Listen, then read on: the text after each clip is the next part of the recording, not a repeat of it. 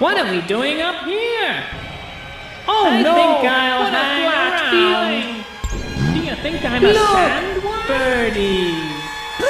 Do you think I'm a Bigfoot? No, this is I'm the in the wrong hot way. seat now!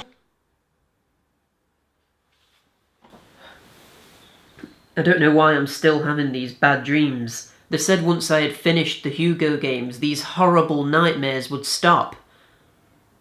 Don't be slow, I'm ready to go! No. You're not real. It's just in my head. Okay now, no time to lose. Let's get this game started!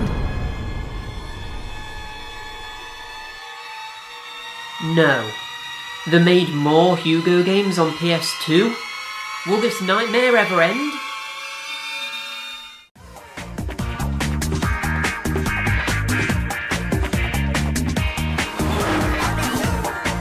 Hello and welcome to Rob's Retro Reviews, and yes, I'm here once again talking about Hugo. Not just one Hugo game though, but I'm going to be reviewing every single Hugo game that was ever released on the PS2. I've already reviewed all of the Hugo PS1 games here on my channel, and they're easily some of my most popular videos, which is weird because I had no idea there was that many fans of the series still left after all of this time. So, it's thanks to these fans and their passion for the series that I'm here, yet again, doing a Hugo marathon. So, if you don't know what Hugo is and you want to get up to speed, I would probably recommend you watch my previous Hugo videos before this one, but some of them are quite old now and the videos have dated when you compare them to my more recent stuff. But yeah, give them a look if you're interested. For now though, let's talk about how this Hugo PS2 marathon is gonna work. In it, I'm going to be doing full reviews of not one, not two, not three, but 7 games as a part of this series. To put it into perspective, that's one more than what I did in my Hugo PS1 marathon, which was 6 games long. So this is going to be even longer than that. Because of that, I'm not going to be solidly playing through the Hugo games in a row, and I might do one video on Hugo, then talk about something else in the next video, then go back to Hugo. You get the picture. Anyway, let's kick off this marathon by taking a look at the first Hugo game released on the PS2, Hugo Bukkazoom. Previous to Hugo Bukkazoom, which was released in 2003, Hugo had been releasing one game a year since 1998, and in 2001 he even had 2 games, Black Diamond Fever and Frog Fighter. With the dawn of the PS2 you would think he'd want to slow down a bit, but he just kept going. The Hugo series saw at least one game a year being released not only from 1998 to 2002, which was the PS1 era, but from 1998 all the way to 2009. That's just extraordinary, especially when you consider that this isn't a massive franchise and it's kind of a niche series. The fact it was going consistently for that long is just incredible. Hugo had released 13 games in the space of 11 years, and that's only considering the titles on PlayStation systems. Back when I went into this with my first Hugo review, I had no idea how huge this series was. To be honest, I thought he only had maybe 2 or 3 games as a whole. So yeah, this pretty much blows my mind. So we're in the year 2003 and the PS2 has just come out. Obviously there needs to be a new Hugo game for the system, but what should it be? I mean, what even is Hugo at this point? Out of the 6 games on PS1, he's already spanned 3 game genres, from a minigame compilation to a 3D platformer to even a Frogger clone. So you know what, let's just make Hugo's PS2 debut a kart racer and add in a 4th genre to the mix. So yeah, Hugo Bukkazoom is in fact Hugo's first kart racer. Starting with Hugo Black Diamond Fever, there's been this weird trend where all of the game disc art for the Hugo games has been black and white but with this blue tint to it. True to form, even Hugo Bukkazoom's disc art has this same effect, so they planned on continuing this into the PS2 era. Like any kart racer, Hugo Bukkazoom features power-ups which can be used offensively, like the rocket, or defensively, like the shield. None of the base power-ups in Bukkazoom do anything remotely interesting, to be honest, so there's not really anything to talk about there. All the characters we know and love from the Hugo PS1 games make a return. There's Hugo, his kids and his wife, who by the way is confirmed in this game to actually be his wife. Back when I said that in an earlier review, I was kinda just assuming they were married, so it's nice to have the confirmation that I was right. Hugolina, my wife. Put her at the wheel and no tiredness she'll feel. And then there's everybody's favourite crocodile that makes his return in this game, Don Croco. Although I might have been mispronouncing it all of this time, because in this game, Hugo pronounces it as Don Croco. Don Croco. A mouthful of teeth, I feel. Just look, no hands on the wheel. And of course we have Scylla. Weirdly, there's no sign of a Kikorian. I thought that might have made for a good racer, but never mind I guess. Instead we have Fernando and Jean-Paul. Apparently Fernando is one of Hugo's friends from Jungle Island, at least according to the Hugo wiki. Yes, there's a Hugo wiki. And Jungle Island is the name of a PC-only Hugo game, so I suppose that Fernando is in that. Upon closer inspection, it seems like Jean-Paul is also in Jungle Island because there's a bird and a monkey on the cover for it, so I guess this makes sense. You'd have to be a hardcore Hugo fan to know who they are though. I mean, I've played 6 of the Hugo games and even I had no idea who they were. So yeah, the character lineup is actually pretty good and almost every major character is accounted for. Something that's apparent almost as soon as you turn the game on is that Hugo is back to being his usual annoying self. He speaks to you throughout the main menu and even knocks on the TV like he used to. Hello, you must choose. How I've missed that. When I first put this game into the PS2, I fully expected to see some sort of cutscene which tells the story of how Hugo and everyone else got shrunk and ended up racing around on insects. I thought there'd be some sort of context for the situation they've been placed in and would have to go on an adventure to get back to Hugo's normal size. But I was surprised to find that there's literally nothing. There's no story to this game whatsoever. There's no text explaining what's happened, there's no cutscenes, there's not even anything in the manual. The most information we get on the game is by reading the back of the box, which just says, Hugo has to race with his wild and wacky carts in the world of the greenflies, and he's been shrunk to the size of the greenflies themselves. That's it. Even when you finish the game, there's literally nothing saying he ever got back to his right size. There's just literally no context given as to why Hugo is in a kart racer, or why Scylla or anyone else is here either. I mean, I guess that's fine, Mario Kart never had a story or any explanation as to why they're racing, but here it just feels a little bit more difficult to accept because of the fact they've added in the detail about them being shrunk. Like, why even do that if you're not going to expand on it? Why couldn't it have been a normal kart racer where everyone is just the normal size? It's weird and I find it confusing. While the menus in the game are probably the best we've seen from the Hugo series so far, maybe apart from the evil mirror, it's still just really not very good. Just the whole way the game is packaged and put together feels like it was either rushed, or the developers just couldn't see how bad it was, or I guess just didn't care. I mean, let's look at this loading screen, literally one of the first things you see. This has got to be the worst loading screen for any game I have ever seen. Why is the background just a pure neon green for God's sake? It could have had a picture of Hugo in his cart or the other characters or something, but no. Pure ugly neon green is what they went for. The actual main menu has its charm. I like how Hugo talks to you as you navigate it, and he even starts getting mad if you wait too long without doing anything. Are we still here? If you wait even longer than that, he starts to fall asleep.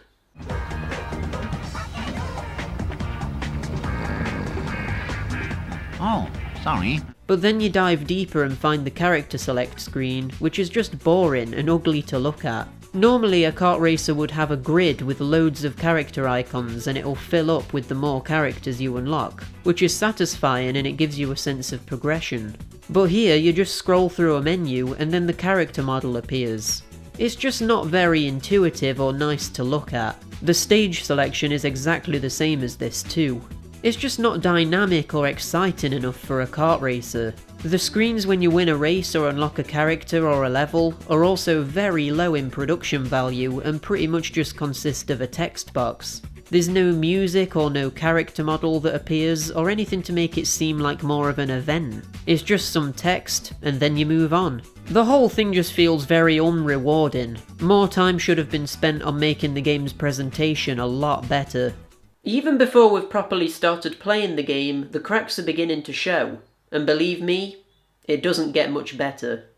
The controls are about as basic as it gets. You can accelerate, use weapons, brake, reverse, and that's it. The way the game feels is just a little bit too floaty too, and it's almost like there's a slight delay to every single input, which isn't helped by the fact that your cart will flip over if you touch the slightest bump.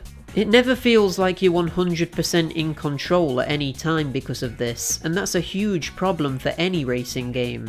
I would say the controls are functional once you get used to them, but they're very mediocre at best. Despite the game having quite a few game modes to choose from, every single one of them feel exactly the same as each other, and I think the reason for this is because you're always essentially just following an arrow no matter what game mode you select. The actual objectives you're given are slightly different depending on the game mode. For example, in Green Flies in Basket, you have to capture a green fly and bring it to your coloured basket, as opposed to another game mode like Capture the Balloon, where you need to get a balloon by ramming into the player that has it, and then go through a gate while holding onto it. So while on the surface you would think the game has variety, because there's always an arrow pointing you to where you need to go, it almost doesn't even matter what you're doing. You just follow the arrow and drive into whatever it is at your destination, and that's the whole game. Just rinse and repeat that over and over again. The level design is probably the worst thing about the game though. Basically, in order to stand out from the competition I guess, Hugo Bukkazoom doesn't have any standard race courses, and instead all of its levels are more similar to a battle arena. Every level is wide open and non-linear, so you can approach your objectives from any angle. On paper this actually sounds like it could be a good idea, but because every level uses this exact same gimmick, it basically blends every level into one course. There isn't a single level I can remember from this game, and it's because all of them are functionally identical. They're all just open areas with lots of hills, and that's it. It becomes boring incredibly quickly. This aspect of Bukkazoom makes the game feel like it should have been one side mode of a bigger kart racer, rather than the whole game being like this. Another huge problem is the sound design. Let's start with the music. The first issue here is that you can't really hear it over all of the car noises, people talking and explosions, but even if you could hear it, it wouldn't really matter. There's only 5 music tracks across the entire game, and that counts the credits and main menu theme. What makes this worse is that the actual in-race music all sounds exactly the same to me. There's no variety in the soundtrack, and the game really just lacks a sense of individuality and character, and the music is a lot of the reason for this. Take a listen to some music from the game and you'll hear how similar it all is.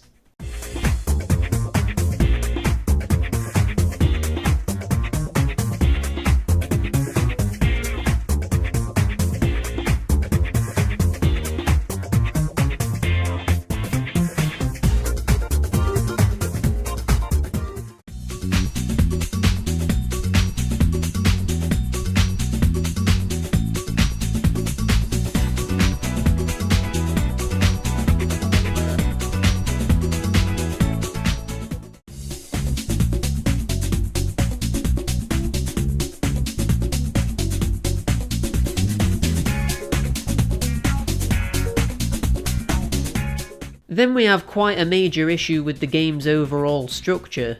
When I first started playing this, I didn't have a clue what I was doing. Normally in any video game there's a main mode, which is how you either progress the story or unlock the bulk of content within the game. But for quite a while I was just left thinking that Bukkazoom didn't have a mode like this. The reason for this is because it's unobvious what mode you're supposed to play first, and what the main mode even is. When you click single player on the main menu, it just comes up with a list of every mode in the entire game. You would assume that maybe the top one would be the main mode, but no, it's actually the one at the very bottom of the list. This championship mode is basically just a series of the other game modes that you have to play in a row, and your records are kept across all 5 of the races. Throughout the 5 races, you'll sometimes be told that if you win this particular game, you'll unlock either a new level or a new character. Well, actually what it says on the screen is that you'll unlock a new car. which I guess is technically true because each character has their own car, but why does it make out like the car is the important part over the actual character? After you finish the 5 game modes and win the championship, you'll unlock round 2, which I guess is slightly harder, but I didn't really notice the game getting any more difficult as it went on. And then after that you'll unlock round 3. If you win all 15 of the races across the 3 rounds of the championship mode, you'll have unlocked everything and effectively achieved 100% on the game. It's incredibly short and you could easily have the game totally done within around an hour and a half, which is mental for a PS2 game. I mean, some of the PS1 Hugo games were longer than this. Having said that though, there is some replay value to be found, because if you go into the options menu, there's a Hall of Fame where you can see the records for every game mode across every level, across every difficulty. So if you really felt like it, you could attempt to beat those. These records include the best time, most points, and most hits. So you'd probably need to play the game for ages to beat all of the records for everything, and there's no way I'm doing that, especially because I severely doubt it actually unlocks anything. I've been nothing but negative towards this game so far, and while I think it deserves all of that negativity because it's justified, there are actually certain aspects of this game that I quite like. So let's take a breather and look at some positives. I do genuinely think that this game had a few interesting ideas, but the thing is, they were either not executed well enough, or because they're in such a mediocre game, they don't get the opportunity to flourish properly. For one thing, I like the way that you can stack and combine power-ups to create either a more powerful version or a completely new one. So for example, if you pick up 2 boost items, it simply gives you a better and longer boost. Or if you pick up 2 rockets, you'll get 10 rockets which you can fire rapidly rather than just the 1 homing rocket. But then you can also combine completely different power-ups and create bombs and other weapons which can alter players' abilities in different ways, like reversing or messing up the controls temporarily and stuff like that. I think this is a nice idea because it could get a bit tactical. Like, you could hold on to this one item and risk losing an objective because you didn't attack an enemy now, but then you'll have a much greater chance of getting the next objective because you'll have the weapon upgrade. Or alternatively, you could use the weapon now, but then be underpowered for the next objective. It's a good idea. Something else I like is how the carts you're using are actually bugs, which means they can fly for a short period of time if you go off a ramp or fall from a height. This is a nice detail, but it's a bit pointless because you don't get a speed boost for doing it or anything. So it feels almost like a cosmetic thing more than a game mechanic, which is disappointing. When the bugs are on water, the handling of the cart changes, but it's a shame the bugs themselves don't fall slightly into the water and swim around or anything. It's like they had this idea to make the carts into insects and give them insect properties, but just didn't go far enough with implementing it, which is a shame because I actually do like that idea. A very nice feature of this game is that not only can you select from the different tracks, but you can also select what time of day you want the track to be. This is actually really cool, and if the levels weren't pretty much identical to each other to begin with, this could have made replaying the levels over and over more enjoyable because you could change the time of day to give it more visual variety. It's like the Animal Crossing course from Mario Kart 8, but for every track in the game. Again, it's a really good idea, but it's just such a shame that it's wasted on this game. I do somewhat like the idea of a non-linear racing game like this, where there's no set path and instead there's just objective markers that everyone is scrambling to from different points of the map. There's something there in that idea, and I feel like it could work as another mode in a bigger game. But in Bukkazoom, because of all of the problems surrounding the game as a whole, and because the entire game is just this one idea, it doesn't do the idea justice. For some reason, Hugo talks a load of gibberish in this game, and I can't tell whether it's just because I can't understand what he's saying, or whether it is just a load of nonsense. But other characters keep saying the word Bukkazoom over and over again as well, and I'm just left wondering, what is the meaning behind all of this? Oh, the courtesy of the animal right to come here. Yeah, great game, this. At least there's something you can do. Bukkazoom, Bukkaboom. Yours truly, Hugo. Bukkazoom. got enough room, have you? Oops! My finger slipped. Bukkazoom!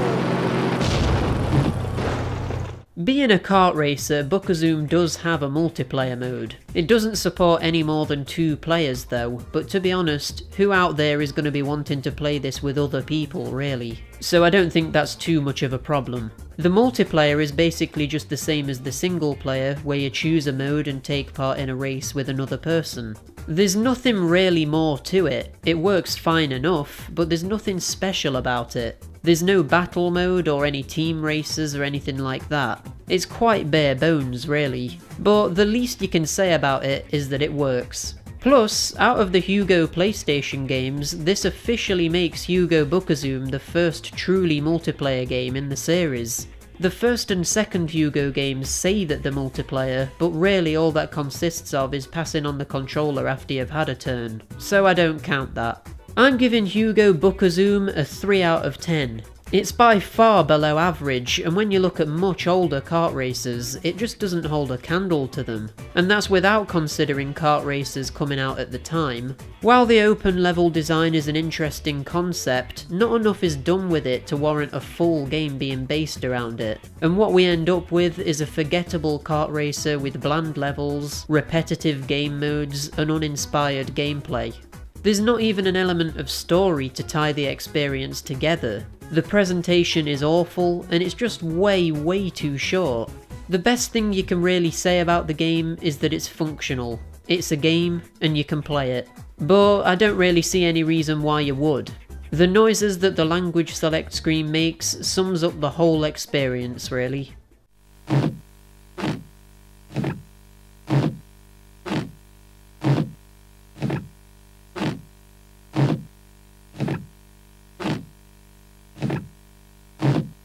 It's a shame that Hugo's PS2 series got off to this bad of a start, but hey, at least we can say now that the only way to go is up.